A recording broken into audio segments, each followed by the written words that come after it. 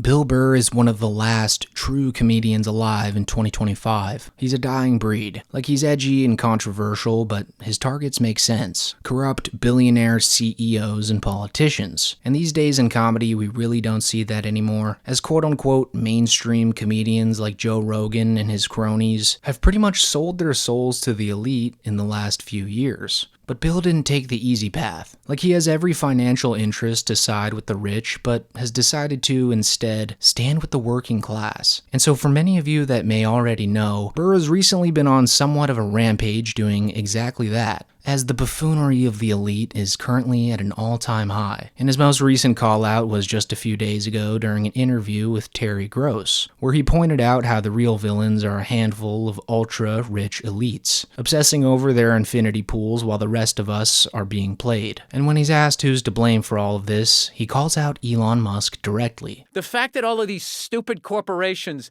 are just allowed to do the things that they're able to do is beyond me. And where my comedy act is right now is I'm trying to get regular people to stop yelling at each other and realize that it's a select few group of nerds, okay, eating raw almonds and doing their stupid workouts and everything and just competing with each other to have the biggest infinity pool, and the rest of us are getting pushed down.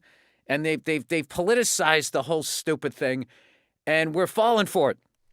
And who's the they? Besides people who eat almonds? That idiot Elon Musk. Oh. That guy, like, he's going to, like, who evidently is a Nazi. Like, I just refuse to believe that it was an accidental 2-time Sieg Heil. It's insane that some Elon stans actually try to claim that his repeated Yahtzee salutes were just autistic quirks or misunderstandings.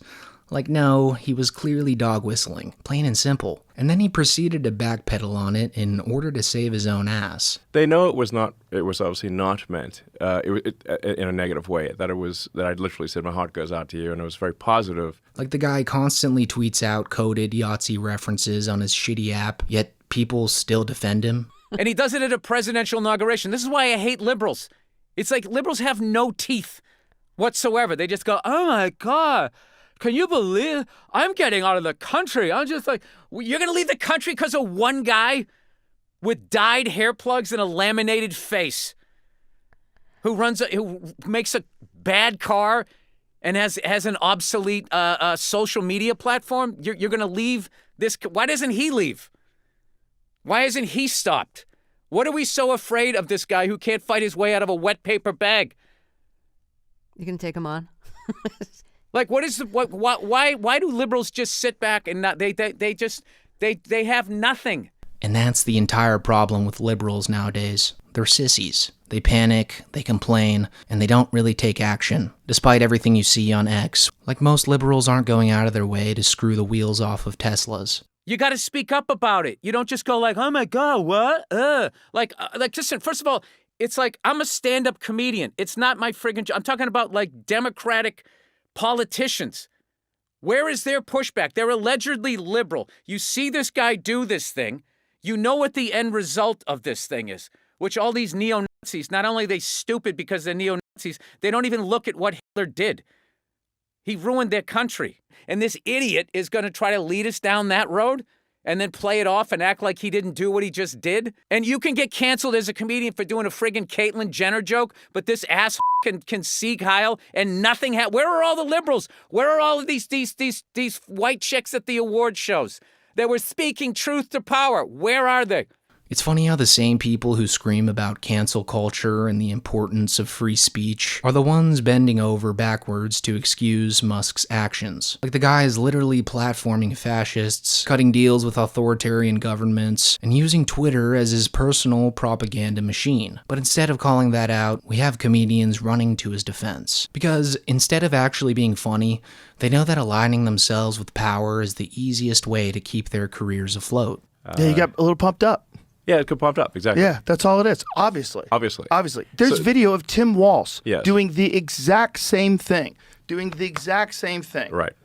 Comedy used to have a clear purpose, but then came the Rogan sphere that pretty much flipped that entire dynamic on its head. Like, instead of challenging power, these hacky comedians just cozy up to it, and they're willing to do anything to keep their pockets full. So in turn, they're rubbing elbows with Trump, idolizing Elon Musk, one of the richest men on the planet, and targeting their jokes at college students and marginalized groups. Like, it's pretty lazy, shameful, and completely counters what good comedy used to stand for. And the absolute worst part of it all is that they still act like they're the underdogs, like they're the ones speaking truth to power, when in reality, they're just the new court jesters for the elite. Like Andrew Schulz, for example, a comedian who's pretty much the product of Joe Rogan, was recently on a podcast with Megyn Kelly, giggling and laughing about Trump wanting to steal Greenland. It's like Trump saying we're going to take Greenland. It's kind of fun. Right.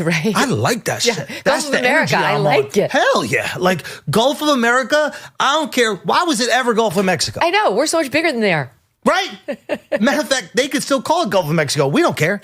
Do you know what I mean? Like, but that's the energy that we need. Americans love abundance. Like, imagine if Russia or China had the power to take Alaska or Hawaii and joked about it. Would that be funny to the Rogan sphere? No.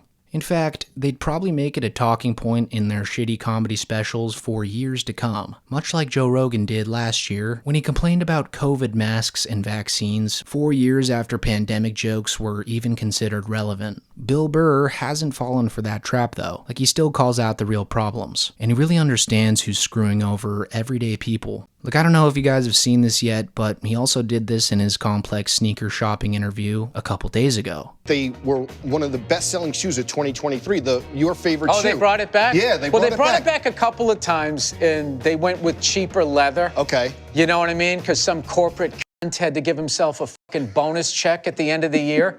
What if we made it worse, but made it look the same? Yeah. Then could our pools be bigger? Not Free okay. Luigi!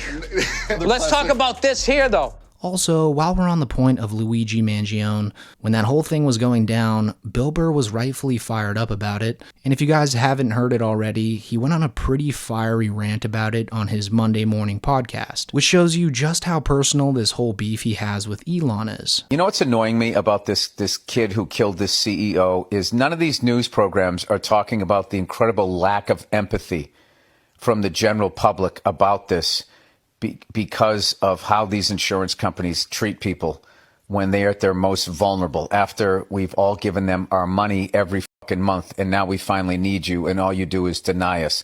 And then these pussies and all of these things are taking the pictures of their CEOs off their websites. You know, I got to be honest with you, okay? I love that that fucking CEOs are fucking afraid right now. You should be. By and large, you're all a bunch of selfish, greedy fucking pieces of shit, and a lot of you are mass murderers. You just don't pull the trigger. That's why it looks clean. That's why these people look, oh my God, oh, he was just, you know, walking into a hotel. It's like, okay, but what was his job? What did he do? What was the results of it?